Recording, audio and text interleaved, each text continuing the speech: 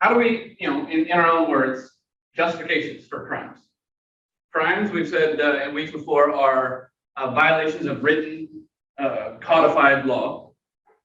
But sometimes you can violate law if you have a proper justification. Either give me an example or a definition of a justification. We'll start in the back corner.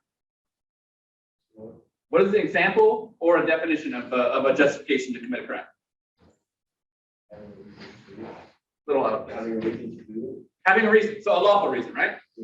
So moving forward, have an example of that. What would be a lawful reason? Any crime, and then give me a reason why you could violate that lawfully. If you're being assaulted, attack. Okay, so in general, punching somebody is against the law, right? But codified, it says you can't assault people. But if you're being attacked, you're allowed to defend yourself. Can we agree that's justifiable? Do we also agree that in general, punching people is against the law? Right. What did we say if we're going to use self-defense? Then we're going to move on to defense of third parties. What do we say that we need if we're going to defend ourselves? A couple different criteria.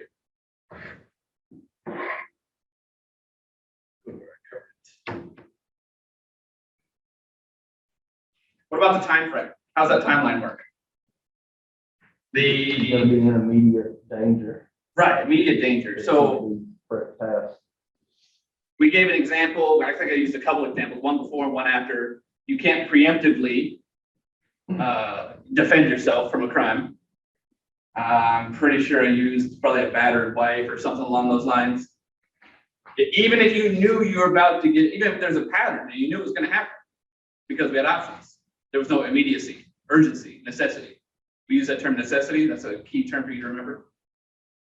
And then probably talked about like the father of a child molester. Did I tell you that story? Yeah. So the father of a child molester who ended up shooting the person who molested his son. There's no necessity, no urgency there. What does that turn into? It's vigilantism, essentially. Now, did the guy deserve it? I mean, that's up for debate. But the legal definition of self-defense is not met. Without going back and reading that story again, I can't remember what happened to that father, if he was tried or not. Well,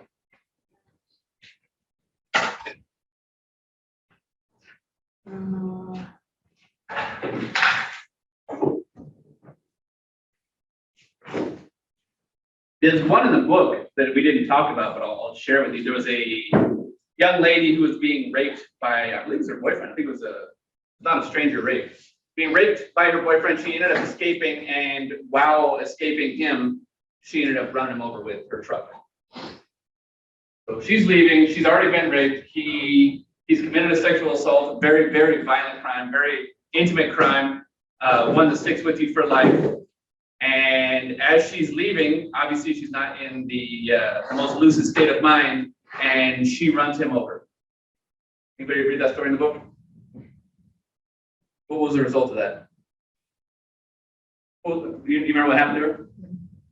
Anybody remember? Well, she ended up getting taken to the hospital because of the sexual assault and the violence of that. And then while in the hospital, she was arrested. What crime do you think she was arrested for? Or just let's throw out some crimes that she could be arrested for. Did he die? Sure, attempted murder, assault with a deadly weapon, vehicular assault. All types of crimes like that. One of the reasons I asked you guys that is because I want you to come up with different crimes. Remember, there's just a lot of overlap when it comes to crime. Like what she did could be a ton of different crimes, and it's going to be up to the investigators and the prosecutor to decide what she's going to be tried for. But why? We'll keep going on this side. Why do you think after she got taken to the hospital, why did she get arrested for those actions?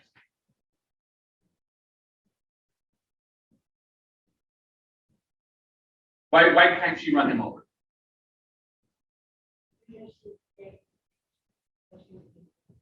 Right, exactly. She said because she escaped the danger.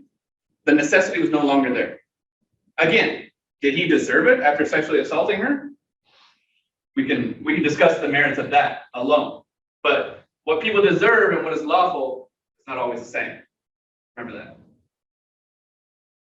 Is it, and this is a little gray, but is it deadly force? Can you die from getting run over by a car? Yeah. In general, in that scenario, can one die from a sexual assault? I know it happens, but in general, can you? No. No, it's horrible. Nobody's denying the merits of that. Absolutely horrendous crime. But in general, one doesn't die from a sexual assault. So even if she were to claim self-defense and say he was about to sexually assault me, what do you think about using a deadly level of force to defend yourself from a non-deadly threat? And I'll take away the sexual assault because that's even a little gray for me, because I think traumatic wise and the gravity of that crime maybe shades our decisions, either as a woman or as a man. I think that nobody here, it's one of those things that say everybody's on two sides of the coin.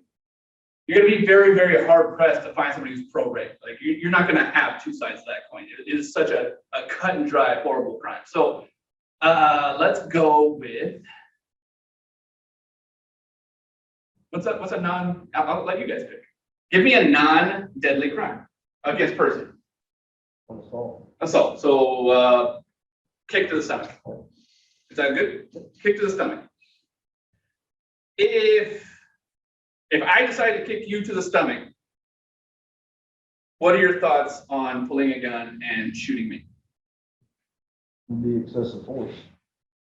Why? The force applied to you after kicking me doesn't match the force of you kicking me. And that's exactly right. So you said the force doesn't match. So if you're going to use deadly force, and deadly force specifically, you have to be meeting a deadly force threat in order for that to be a valid self-defense. Even if you didn't kill the person in that scenario, if you just wanted to stop them and you shot them in the leg, kneecap or something, you know. Because I had a question for you about that. Sure. Well, let me answer that, and then maybe I'll get to that question. Maybe we can answer the question before you ask it. So she said, what if you didn't mean to kill them? What if you just wanted to shoot them in the leg or the kneecap? Didn't kill them. What if you didn't? Mhm. So you had the intent to kill them, but you were just bad at it? No, I just didn't. No, I just wanted to keep them off of me. Okay. I used the weapon to keep them off. In general, guns are considered deadly force. It doesn't matter where you shoot somebody. There are a ton of arteries, and there are a ton of ways for you to die when a bullet hits you, regardless if it hits you in the kneecap or the leg. In fact, we're going to show a video here in a minute where somebody got hit in the leg. So bear in mind that there is no such thing. When folks say, hey, why didn't that officer just shoot him in the leg? They could have stopped that situation and saved his life. One, officers don't shoot people in the legs because legs move. They move a lot more than the center of your body. But what was your question? My question was, can you bring a gun to a knife fight? Now, if somebody was attacking you with a knife. Well, let's talk it out. Let's use the elements. Anytime we can use elements instead of opinions, I think it makes for a more compelling case. Where we at? I think you went already. Caroline, what do you think? Can a knife kill you? Or can a knife kill anyone? Not just you. A knife can't kill? Oh, I thought you said, no, I heard something different. Oh, And I can get that. okay. How? Without being too graphic. In the heart? Okay. Stab from the heart. Those same arteries that a bullet could puncture in the leg, could a knife puncture those arteries? If you're not familiar with the artery, you bleed out, you'll die very quickly if you puncture an artery. So arteries, the difference between veins and arteries, the direction the blood is going, veins traveling back to the heart, and then arteries take the blood from the heart to the body. So if it's pumping, arteries have a pumping action in them. So if you puncture an artery, you're going to see blood pumping out of your body because the heart is pumping it and literally pumping the blood out of your body until there's no more blood, unless it's intervened, unless someone intervenes. So a knife can kill you. So can we reasonably call a knife deadly force? And did we agree? I think we did, but we'll just make sure. Did we agree that a gun is deadly force? Yes. So I'll come back to you then. What do you think? If you bring a knife, or sorry, if somebody has a knife and you use a gun, are they both deadly force? Yes. So is it cool? don't know, I feel like it depends. I mean, a knife is like close contact kind of thing, unless you're really good at like throwing. Sure, sure. And that's gonna happen a lot. She said, I think it depends, and then she gives some rationale. And I think it depends, my goodness, it's gonna happen a lot. So I'm gonna count, I think it depends as a right answer, for one. But two, I'm gonna have to agree that it depends on how far they are. If somebody brings a knife to a close fight, I would say that they are the same. One can kill you, the other can kill you, so you can use that level of force. However, I don't know, it depends scenario. If I'm on the other side of that window with a gun and you have a gun, do you feel comfortable that that's a justifiable self-defense to shoot me? If I'm trying to shoot you through that window? I think so, yeah. But what if I'm on the other side of that window, that intact window, with a knife? And you're sitting on this side of the room. The knife, is the knife still deadly force? To you? Is it a deadly threat to you? I'll change the wording. No, it's still deadly force. It's still a level of force, it's deadly. But is it a deadly threat to you? So you must be facing a deadly threat in order to use deadly force in self-defense. So I think the best answer for your question is, I don't know, it depends. But then those are the rationale for. Does that make sense? Okay. Imminent, I'm sorry? imminent danger. Imminent danger, yes. You'll hear some people talk about something like a 21-foot rule and things like that. I think in some cases it's been debunked. But essentially, some folks will say that if somebody's within 21 feet of you, they can, and you have a holstered gun, they can stab you before you can pull your gun and fire it.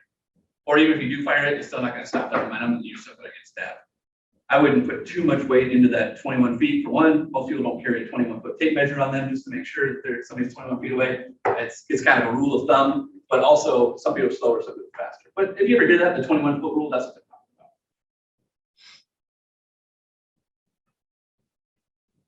So I know we talked about this in another class, and then it kind of fell into the castle doctrine. But the need to retreat. Who read about that in the chapter? The need to retreat. If it doesn't ring a bell, there are some jurisdictions, many jurisdictions, that say that if somebody presents you with a threat, a deadly threat or any threat, but we'll use deadly threat because that's what we're talking about. Somebody presents you with a deadly threat, and you have an opportunity to escape that deadly threat, then you must. Instead of defending yourself with deadly force. So in that scenario, if we're in a classroom with 2 doors and somebody comes through that door with a deadly threat, a knife, and they're advancing, or even a gun, make it more clear cut, and I can get through this door to escape it, then I have to. I can't use deadly force in many jurisdictions. Other jurisdictions don't say that. Other jurisdictions allow you to, even know what the term is, where you don't have to retreat. Stand your ground. You can stand your ground. Florida is one of the more well-known. And I'm almost positive it came up in that Trayvon Martin. It also came up in a gas station shooting, wherein somebody, that was in a good video. I'll see if I can find it and post it for you guys. There's essentially, and I want to do it too bad a justice off the top of my head, but essentially, there was a gentleman who got into a confrontation about a parking space. The aggressor, if you will, shoved the guy. Guy fell down, pulled a gun, and killed him. So what? I was a threat. I don't have to retreat. Now, the merits of whether or not that was deadly force, the size differences, because, like she said, I don't know, it depends, comes into play a lot. Because sure, he didn't have a knife, he didn't have a gun. But then you can say he made some movements towards a gun. His size was so different that he himself was a deadly threat. When I fell down, I hit my head. I thought I was about to pass out, and he was going to take my gun. There's a lot of things that folks can argue about the deadliness of the threat. But Florida is one of the more well-known stand your ground. So some jurisdictions have the mandatory need to retreat. Other jurisdictions have stand your ground. I know some. Who covered castle doctrine? Anybody here covered castle? Was you? Do you mind just rehashing that again? Essentially, castle doctrine protects you in your home residence, vehicle, or your workplace. North Carolina is not a duty to retreat state. In general, even outside your house. Okay, so we said that in public, some jurisdictions have the need to retreat. He said North Carolina is not one of them. Other jurisdictions say you don't have to retreat, you can stand your ground. The castle doctrine says that's all fine and good for the public. In public, not for the public community, but in public areas, that's all fine and good. You figure out whether or not your jurisdiction has stand your ground or need to retreat. But when you're in your house, a man or a woman's house is their castle. And I wish somebody would come in here and try to hurt me in my castle, is what it says, essentially. I'm paraphrasing. There is no need to retreat when it comes to the castle doctrine in your castle. In public, figure out what jurisdiction you're in. But in the castle doctrine of your house, if somebody comes in and tries to hurt you, then you don't have to retreat out of your own house. It takes away that question of whether or not it's a need to retreat jurisdiction. Now, bear in mind, you still need that deadly threat if you're using deadly force, but self-defense isn't always deadly force. We can punch somebody, we can kick somebody, we can use that same level of force. But bear in mind, if you're going to use deadly force, merely having somebody come into your home, it's not going to be, well, castle doctrine, I can smoke them. No. There has to be a deadly force, a deadly threat presented to you. Necessity, imminent danger, all those still apply in your castle. The only thing that doesn't apply is the need to retreat. Make sense? So we talked at length about protecting ourselves, self-defense. What about protecting others? Are we allowed to do that? Are we allowed, if you see somebody getting assaulted, are you allowed to protect them Yes. with the use of force? Yes. And when I say, in this conversation, just to make it clear, I'm not talking about in the world of law enforcement. I'm talking about the world of citizenry, us. You can protect other people, but like everything else, there's some rules.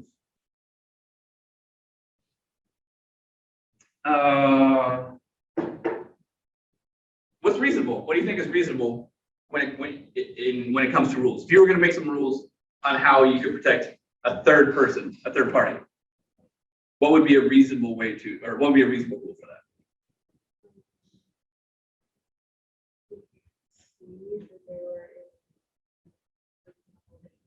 Yeah. So if they're experiencing an imminent threat, right? So the idea still applies, where if you saw somebody get beat up and then you go and use force on that person who did it, is that reasonable? Yes. Later, afterwards? So you see somebody get beat up and then the next day you see the person who did it, can you use force on that person who did it the day before? No, No. No, why? it's not an immediate danger. Exactly, not imminent danger. Necessity is not there anymore. We have options. So same rule applies to self-defense. There has to be immediate. What about the level of force used? Can you use more force? An unreasonably, well, I'll tell you right now, it's got the word unreasonable in it. So you can't use an unreasonably higher level of force on somebody just to protect a third person. Same rule applies to as self-defense. But then we start getting just a little bit tricky. Because what if, this is an example in the book, Joey and Johnny, Joey Bag of Donuts and Johnny Schmuckatelli, Joey decides he is going to beat the crap out of Johnny. Joey's a bad dude. Joey just starts beating the crap out of Johnny. But he doesn't know that Johnny's a good fighter. And Johnny gets the upper hand. And he starts whooping on Joey. He starts winning, turns the tables. And then somebody walks by and sees, oh crap, Johnny is beating up Joey. I gotta protect Joey. What are our thoughts on that? Can you come and hit? Can you come hit Johnny because Johnny's winning? Johnny's beating up Joey now? Can we protect Joey who's now losing? Yes. But we don't always have all the information. You gotta be very careful. That's exactly right. You gotta be very careful because according to the law, If Joey started it, he does not have a right to be defended. But we don't have all the information there. As far as being held criminally liable, it may be difficult to prove that, but when we talk about the letter of the law, just because you can only aid somebody who is going to be the victim of that assault. Was Joey a victim at that point, or was he just losing and getting what he deserved? Yeah, it was. And unfortunately, if you walk by and see that, you don't have all the information. Letter of the law, you're not allowed to intervene legally. That is not a justifiable use of force. Not for use of force, because a reasonable person would just go in and separate them. But, well, the way the law is written is that if you start it, then you can't have somebody come to your defense. But people don't always know that, so it makes it very, very gray. But that's why we have the spirit of the law and the letter of the law.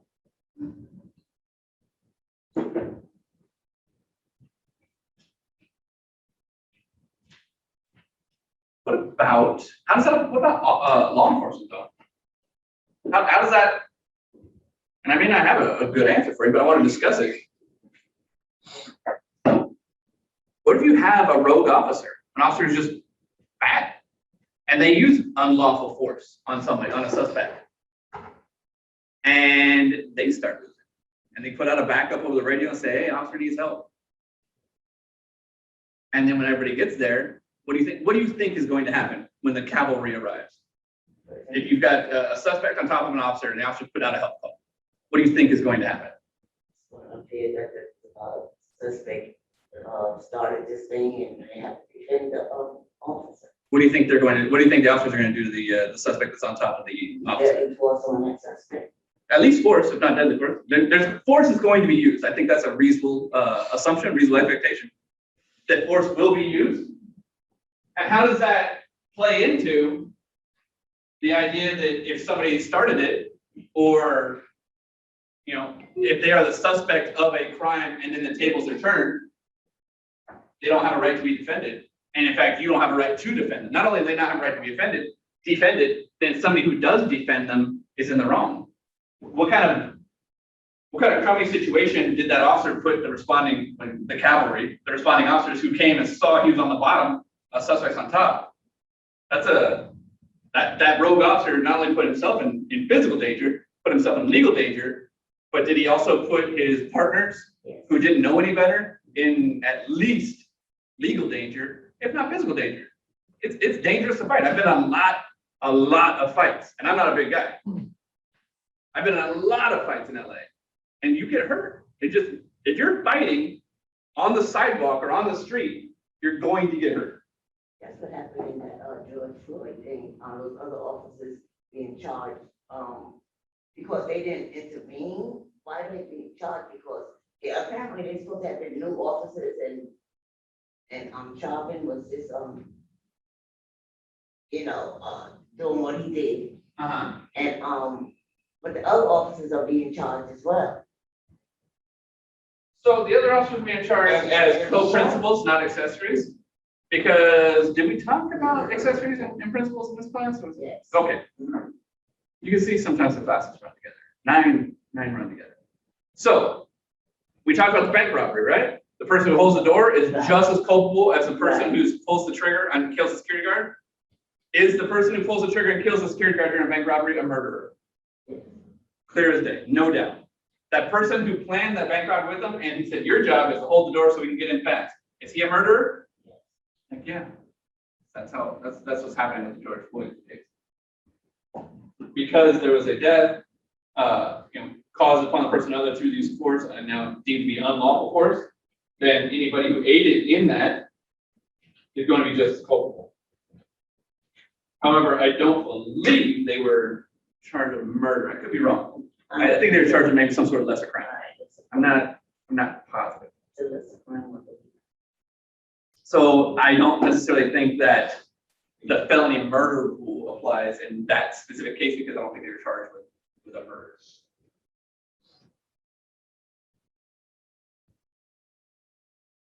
I study, but I don't claim to know every detail of every case. I think anytime you get somebody who comes and stands in front of a classroom and says, this guy knows it all, you gotta wonder, it's a red flag. You gotta, when we said it's a little more little more credibility.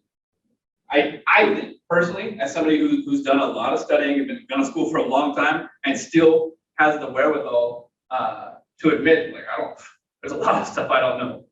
Every day I come here and I look at this book as I'm talking to you guys, because there's a lot of stuff that I don't remember or I don't know. Just keep that in mind, you know, as you go through life and as you go through your academic career, have the backbone, the wherewithal to admit that maybe you just don't know everything. You're gonna get a lot better at it, you're gonna start learning a lot of stuff, but once you start saying, hey, I know all about one specific topic, it's kind of a red flag for me that says, man, it sounds like a lot of bravado. Can I, call you as a previous law enforcement officer? You were previous, you're not still in law enforcement? That is correct, I retired. Okay, oh, do you find it necessary that you came from the West Coast? Do you find it necessary to know the laws of North Carolina? I'm still learning the laws of North Carolina. I don't know them. I don't know the laws of North Carolina that well. Right, so you find it necessary to learn. Oh yeah, absolutely. Especially in something like this, a criminal law class. What helps in a criminal law class like this is that we don't teach. This is a North Carolina criminal law class. This is a criminal justice criminal law class, so it's generic in nature. And you'll hear me say, and I know you've heard me say it a ton of times, in some jurisdictions this, and in some jurisdictions that. Most recently, I think we just talked about stand your ground versus the need to retreat. Sometimes I'm not teaching what happens in North Carolina. It's a good example, and I'm glad he brought it up. But I may not have known that if he didn't mention it last time, because I'm not that familiar. 26 years, if you count the military, of enforcing law in California, then I've got a pretty decent handle on it. But again, I'm not going to stand up here and tell you I know every law in California. But I know where to look a little more quickly. And that's really all an expert is. You'll hear folks say, you'll hear that term, this guy's an expert. How do we define an expert? Person who has great knowledge of a certain. He said great knowledge of a certain subject, right? What about, at least for court purposes? So for court purposes, I am a court qualified narcotics expert in the sales of marijuana, methamphetamine, cocaine base, cocaine hydrochloride, ecstasy.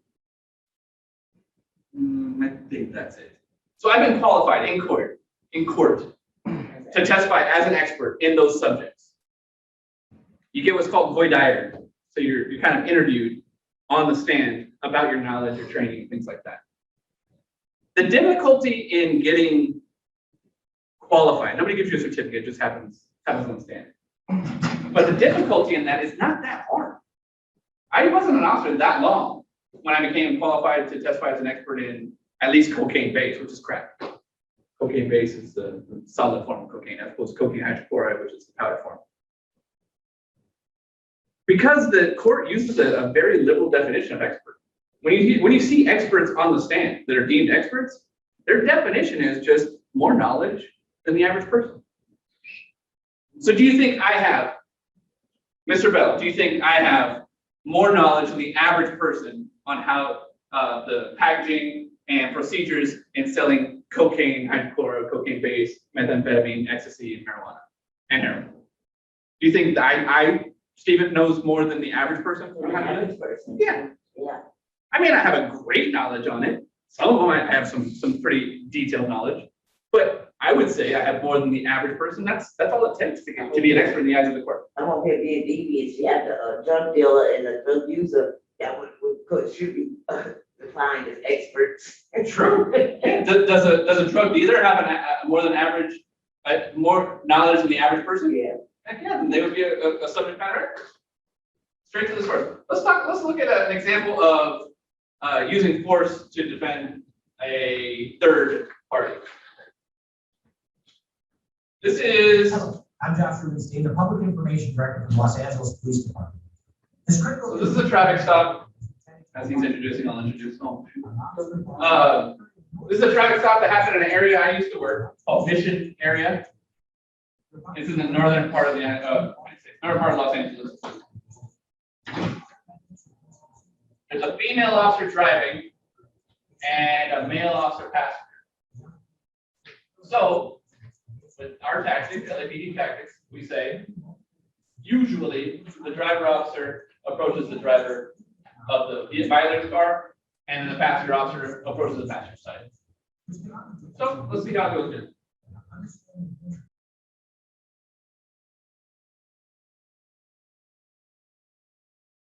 The language that you use at the end, in general, is that authorized by officers? Should you talk to citizens like that? In general, no. What do you think about in that situation? Do you think you should be punished for that? Why? I don't think we should be punished because it's an extreme situation. It's not as if we should go around saying fuck to every victim comes from. Do you think that, do we agree? I said it. Do we agree that's a very passionate, he just watched his partner, at the very least, attempt to be murdered. He watched his partner go down. He doesn't know how she is. At the worst, she could be dying and he may have lost his partner. What did he whisper? F you. But So, okay. We can agree that there are situations in which passion sometimes trumps the letter of the law, or in this case, the letter of policy. There's a policy that says rude and discourteous to use that kind of language to a citizen. But in this situation, then if I'm understanding right, that the spirit of the law doesn't necessarily apply to, but the letter of law says what he just did is against policy. I'm open if anybody wants to argue the other side. Like I always like hearing both sides. Is there anybody that would argue that what he did is improper and he should receive a punishment for it? It happened in the heat of the moment. yeah, I mean, even I could argue that, but still, I still believe he was okay. It's justified with an excuse. Yeah, even though it's not a law, it's a policy and excuse for law. I'm sorry, did you try to say something? Oh. Let's talk about the use of force itself. What level of force was used by, in fact, Officer Menard didn't, she didn't fire. He didn't see what happened. He got out of the car. He feigned cooperation, right, the whole time. Hey, everything's cool. Even his hands were up, right, at some point. And at least one hand was up the almost the entire time. At what point did the suspect, Mendoza, I think is what they said his name was? At what point did Mendoza, the suspect, we'll call him, gain control of the weapon? As he was exiting the car. So right when he got out of the car. So it would appear from my experience that they were getting him out of the car because she knew he was on probation. He admitted to being on probation, and the probation that he was on probably had what we call search conditions. If you agree to a probation in court instead of going to jail, sometimes you sign away your search and seizure rights and say, yeah, instead of going to jail, I'll let you search me anytime you want. And that appears to be what happened. He probably had search. So she was getting out of the car, probably like she'd done before. She knew him. It shows. Yeah, she made it appears she knew him and had at least one, if not more than one, previous contact, and he knew what time it was. They were going to get him out of the car. They were going to detain him and search the car and search him, make sure he didn't have anything on him. He should have. He should he have had that gun in the car? No, Probably not. he's on probation, no. And definitely not if he's on probation. So that would appear to be what led up to it. He gets out of the car, he retrieves the gun, and he immediately points it at her, and you'll notice she pushes it down. What do you think that did as far as physically protecting herself? Right, she ended up getting shot in the leg as opposed to center hit or under the vest. So obviously probably a good thing. She didn't fire any shots. So other than the force, can we consider the force of her pushing him? Is that force? Mhm. Is that a reasonable amount of, is it self-defense or defense of somebody else? It was self-defense. So she used the physical pushing. She was presented with a gun to her and she pushed him. She didn't go above a gun, right? Which is very difficult to do. So is that a justifiable force on her part to push him? Yeah. Sure, she was presented with force and she acted accordingly. She got shot and immediately went down. If I remember right, her leg was broken, so she couldn't put, as soon as the bullet went in, she fell to the ground, she couldn't put weight on her leg. So her partner then acted, what did her partner do? he shot the suspect. Yes, I just- multiple times. Mhm. So the suspect ended up taking at least one round to the head. Again, if I remember right, the round actually didn't go straight into the head. It ricocheted off the hood. During that gun battle over the hood, the round that the officer fired, one of the rounds the officer fired, skipped off the top of the car and hit the suspect in the head, killing him. Eventually killing him. Took a few days. Let's talk about that course. Who was the officer defending when he began shooting? Was that a self-defense or a defense of others? It was both, it was both. Tell me what. He was defending his partner who got shot, and then the suspect turned around to turn on him. So it was a fluid situation. It started out as defending a third party, right? Because the officer wasn't getting shot, or excuse me, the passenger officer, the male officer was not getting shot at. So he was defending his partner who had just either fighting over a gun or was being shot, or however long it takes to draw a gun and start firing. But then there was a transition. The suspect then focused his attentions from the female officer to the male officer and began firing at the male officer. Now we have self-defense, right? Mhm. Is it reasonable to continue shooting? Yes. Up until that point, is there anybody who would argue that we have any unreasonability here?